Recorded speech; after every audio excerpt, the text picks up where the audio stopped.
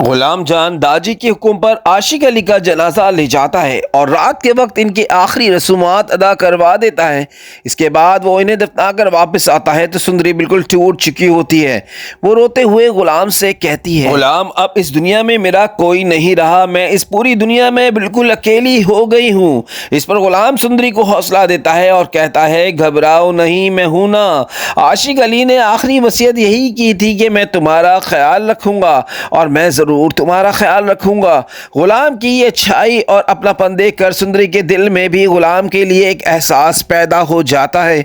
इधर बादशाह अपनी फुप्पो खुर्शीद के पास आता है और बड़े प्यार से पूछता है, फुप्पो आपने आज तक शादी क्यों नहीं की और आखिरकार वजह क्या है इसकी? आप 22 साल से इस कमरे में रह रही हैं। खुर्शीद पहले तो बात टालने की कोशिश करती है और कहती है, अगर मैंने सच बता दिया तो तुम अपने ही खानदान वालों से नफरत करने लगोगे। लेकिन जब बादशाह कसम देता है और जिद करता है तो खुर्शीद उसे कल रात का सच बता देती है।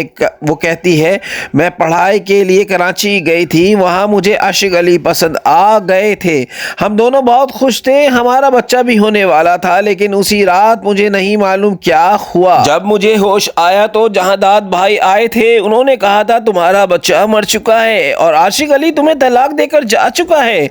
लेकिन मेरा दिल आज भी ये मानने को तैयार नहीं कि आशिक अली मुझे छोड़ सकता है। और खुर्शीद को तो ये भी मालूम नहीं होता कि आशिक अली की मौत हो चुकी है।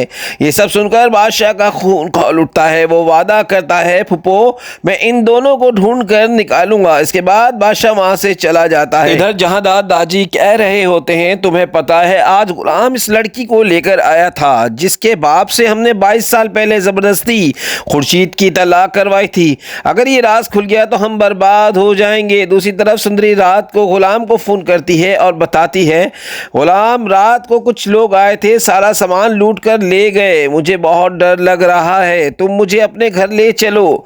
गुलाम फ़ौरन अपनी अम्मी लाजों के पास आता है और कहता है, अम्मी वो वहाँ बिल्कुल अकेली रह गई है और यूँ अकेले रहना ख़तरे से खाली नहीं है।